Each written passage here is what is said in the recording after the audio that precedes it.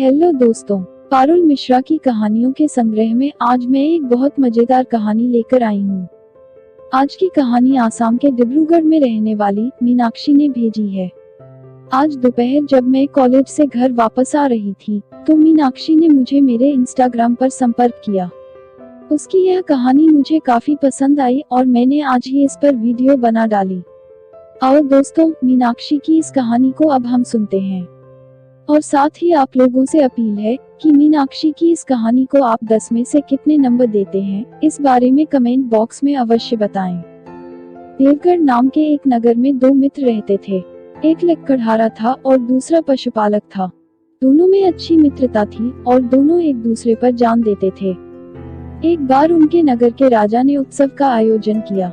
राजा के साथ उनकी कन्या भी उस उत्सव को देखने आई थी। राजकुमारी सुलोचना बहुत सुंदर थी। सभी की आंखें राजकुमारी पर ही आ टिकी थीं। जब पशुपालक ने राजकुमारी को देखा तो उसकी नजर राजकुमारी पर ही टिकी रह गई। वह उसके प्रेम में दीवाना हो गया। पशुपालक को दिन रात हर जगह बस राजकुमारी ही दिख रही थी। उसका किसी भी काम में मन नहीं लग रहा था। उसकी इस हालत को देखकर उसके मित्र लकड़हारे को चिंता होने लगी। उसने अपने मित्र से इस बेचैनी का कारण पूछा। तब पशुपालक ने बताया कि उसे राजकुमारी से प्रेम हो गया है और वह उनके बिना जीवित नहीं रह सकता।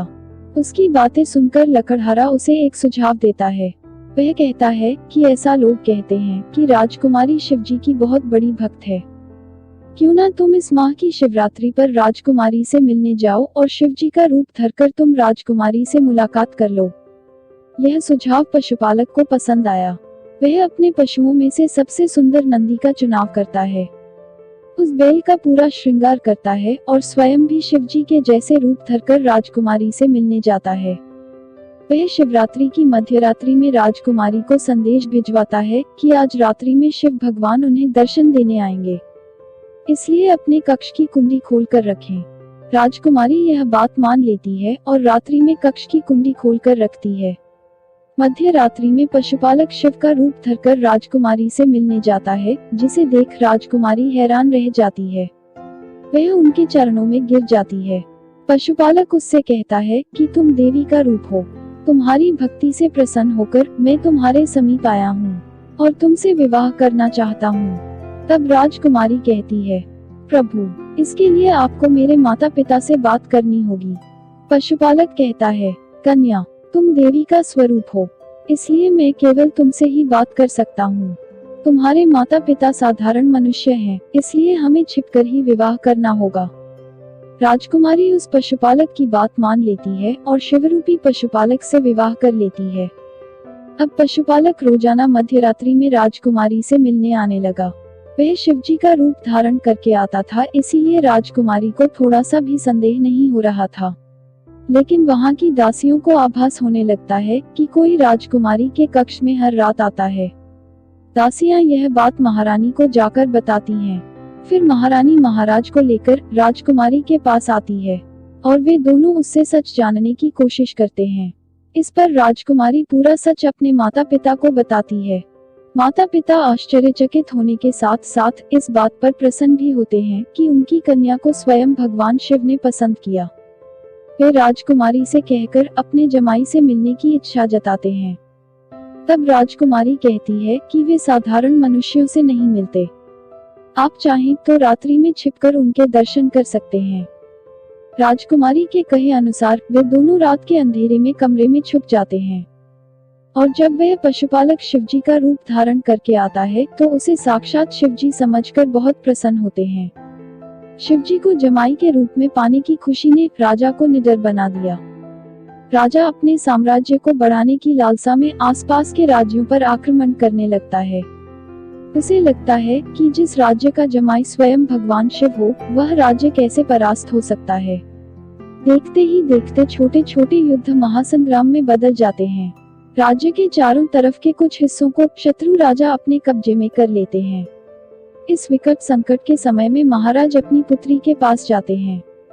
वह राजकुमारी से कहते हैं कि वह भगवान शिव से कहकर हमारे राज्य के लोगों को इस संकट से बाहर निकालें। अपने पिता की बात मानकर राजकुमारी अपने पति से रात्रि में राज्य की रक्षा करने की बात बोलती है। अब पशुपालक चिंता में पड़ जाता है। वह डरकर ना तो भाग सकता है और ना ही अकेले युद्ध कर सकता है। वह अपने लकड़हारे मित्र के पास जाता है और उसे सारी बात बताता है। उसका मित्र और एक नया उपाय सोचता है। लकड़हारा अपने मित्र से शिवजी का तांडव नृत्य सीखने के लिए बोलता है। वह अपने मित्र की मदद से एक उड़ने वाला नंदी भी बनवाता है। जैसे ही रात्रि का समय होता है, वह लकड़हारा सीमा पर पहुंच जाता है और आकाश में नंदी पर बैठकर सबके सामने आ जाता है। उसे देखकर शत्रु सेना के सभी लोग डर जाते हैं। फिर वह लकड़हारा धरती पर उतरकर क्रोधित मुद्रा में उन सबको तांडव नृत्य दिखाता है। यह देखकर शत्रु सेना में खलबली मच जाती है और वे सभी डर के मारे वहां से भाग जाते हैं। इस प्रकार पशुपालक अपनी राजकुमारी के राज्य को संकट से बचाता है। इस घटना से लकड़हारे को अपनी भूल का एहसास होता है, इसलिए वह बाद में राजसभा में जाकर राजा के सामने अपनी गलती स्वीकार करता है। राजा समेत सभी दरबारी चकित रह जाते हैं। यह सुनकर राजा को बहुत क्रोध आता है, लेकिन वे पशुपालक के साहस से खुश भी हो जाते हैं, क्योंकि राजा अपनी कन्या की शादी उसी के साथ तय कर चुके थे, तो मामला अपने आप ही खत्म हो गया था। पशुपालक अगर चाहता तो अपना नाटक जारी रख सकता था, लेकिन उसे अपनी गलती का एहसास भी था और उसने बिना परिणाम सोचे सभी के सामने अपना दोष भी कबूल कर लिया। राजा को भी अपनी गलती का एहसास था कि उसने बिना सोचे समझे अन्य राज्यों पर हमला कर दिया। अगर पशुपालक उपाय ना करता तो वह अपना राज्य हार गए होते। सब कुछ सोचने के बाद राजा पशुपालक को क्षमा कर देते हैं और अपनी कन्या का विवाह उस पशुपालक के साथ कर देते हैं। कुछ समय के बाद राजा अपने जमाई को राज्य में सम्मानीय पद प्रदान करते हैं और इस प्रकार लकड़हारे की किस्मत बदल जाती है। कहानी से सीख, अपनी इच्छा पूर्ति के लिए झूठ बोलने का परिणाम भयावह भी हो सकता है, इसलिए इंसान को हमेशा सच के मार्ग पर चलना चाहिए।